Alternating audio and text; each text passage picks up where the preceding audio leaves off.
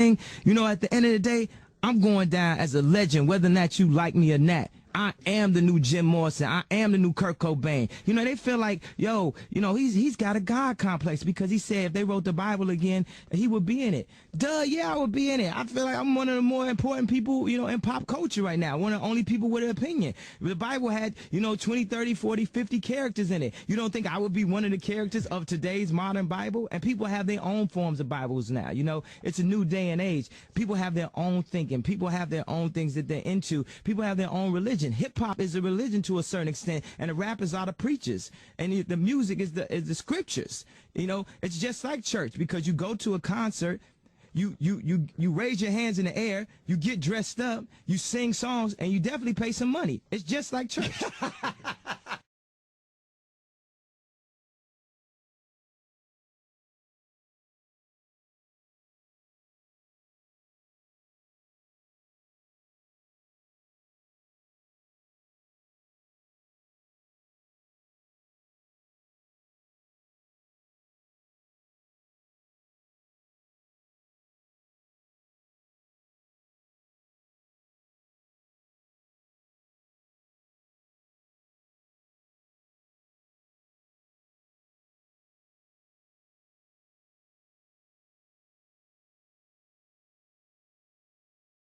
Believe in God, do you? Good. Second one is, I ain't shit without you, so make noise for what you created. And the third most important one is, I ain't shit without you, so make noise for what you've created. Thank you.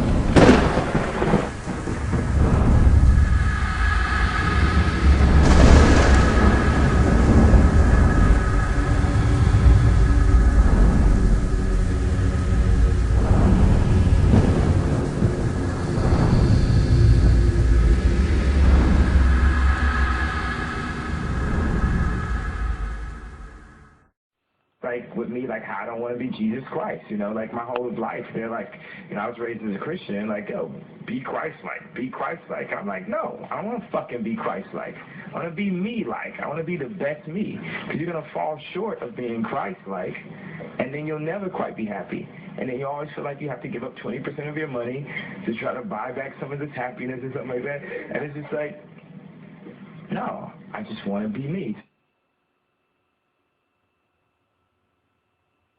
To like my idol Jim Morrison, like his approach to shit. Like when I see like documentaries, I was just watching a documentary on Jim Morrison today. Like I've seen the movie, I've seen like documentaries. I'm like, yo, this is really who the fuck I am.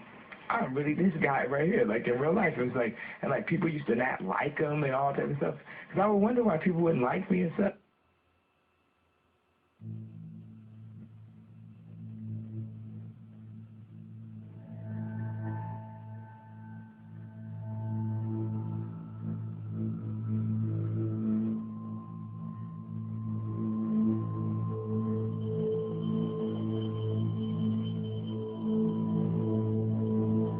I will be like that. I'm gonna be like fucking Jim Morrison. I'm gonna be like the biggest fucking star with the best songs, the most sing-along songs, and make the biggest songs in history. And it's just the beginning.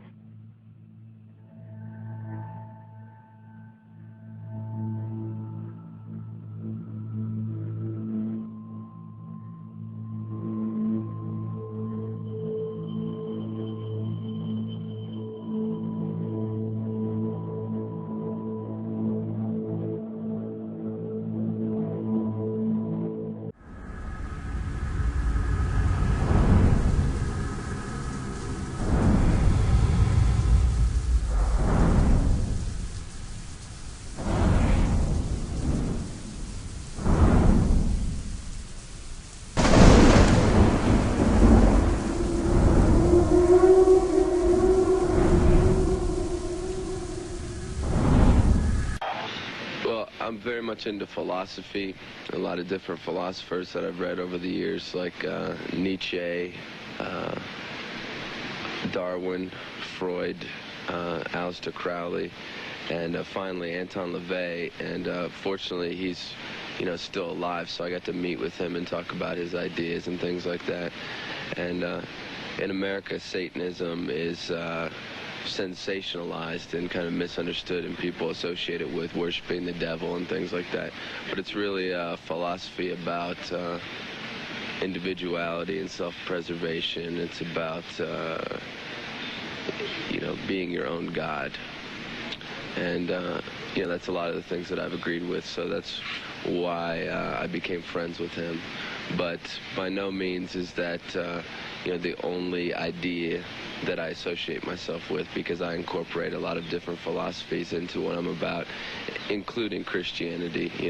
There's a lot of valuable lessons to be learned from the Bible. I just feel that the way a lot of people interpret it, particularly in the USA, is very hypocritical, and that's what I try and open people's mind to, that there is different ways of looking at things rather than what we've been told over the past several hundred years. It was more of an honorary title, sort of because of all the work that I've done in music, he felt had a positive effect on what he was trying to say, so it was kind of a reward of sorts. But it's more of a friendship, it's not a role that I'm, obligated to portray or anything.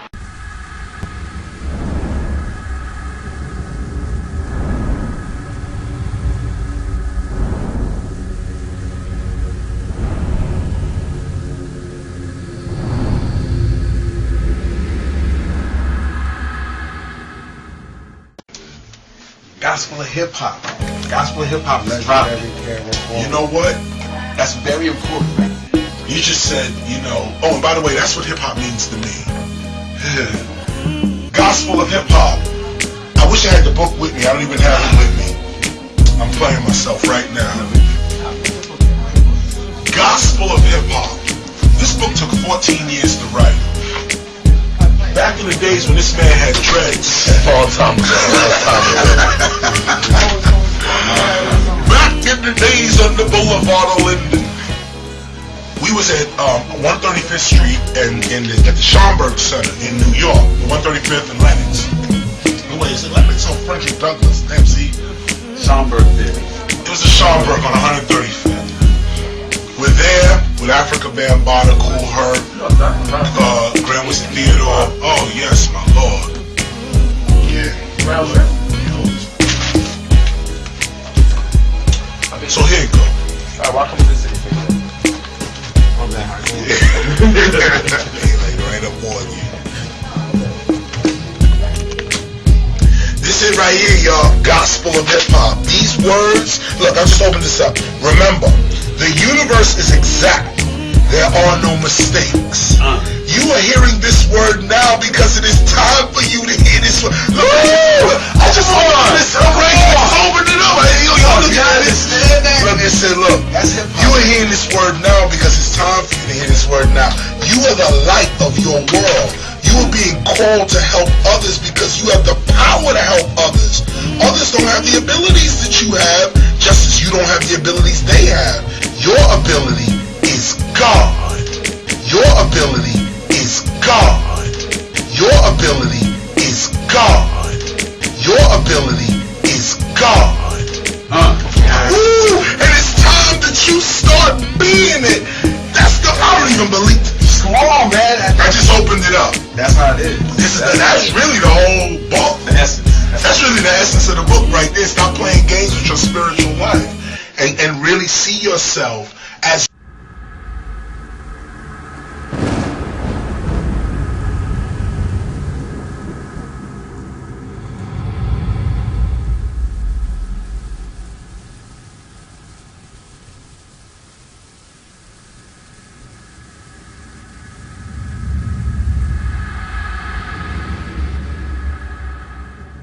important for me to know hip-hop. Why is it important that I know hip-hop? Here's why it is important for you to know hip-hop, whether you're a graffiti writer, breakdancer, MC, DJ, beatbox, or whatever. Hip-hop reconnects us to our humanity. The question is, what can you do without technological assistance? What can your body, your mind, your hands, your feet, your mouth, your eyes and ears, what can you do without the use of technology? I can say, I'll keep on bringing and singing until your ears is ringing and steaming, gleaming and dreaming, true MCing with meaning. I could do that all day with no technology at all. It takes no technology to produce that. If you are a b-boy or b-girl, a dancer, or just a dancer in general, just of modern dance, you know that it takes no technology whatsoever to move your body the way you do. This is what is important about hip-hop and understanding it, whether you're a part of our artistic structure or not. In a technological society, the question is, how human do you remain in a society where we can't even live without technology? Hip-hop reminds us of our humanity. It brings us back to those common things that humans do, like rap, dance, draw, even weave, even cook. These are human traits that we can never forget, and this is what hip-hop and the gospel of hip-hop brings us right back to.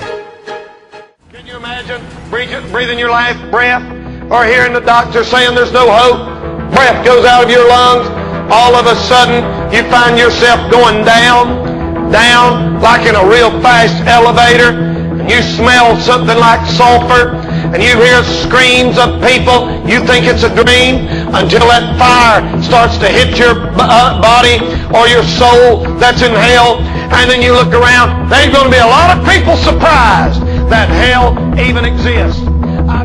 Some will be surprised at the torments waiting in hell when you find out the fire is real. It is literal. It's not figurative. It's not symbolic. It don't just represent pain, brother. It's real fire, and it's real flames, and it's real smoke, and you feel it, and you burn forever. It said the smoke of your torment, you burn forever. You burn forever. You burn forever, and never, ever, ever get out. What the Bible says is true. They'll be surprised to find out that it was true after all.